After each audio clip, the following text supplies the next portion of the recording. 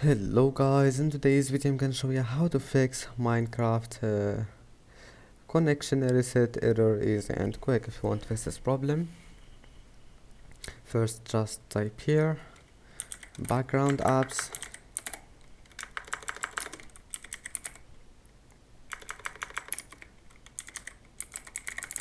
and then click on it.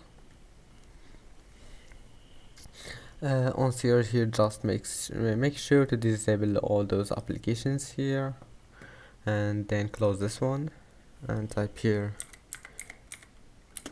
view network connections.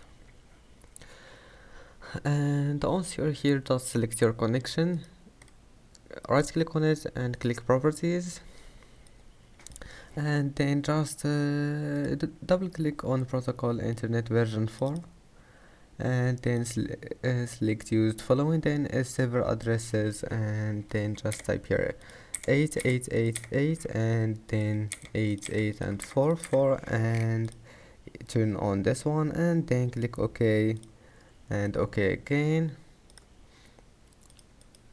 And after that, all you need to do just to start your PC and your problem must be fixed. Don't forget to like and don't forget to subscribe, and thank you for watching this video until the end, and see you in the next video.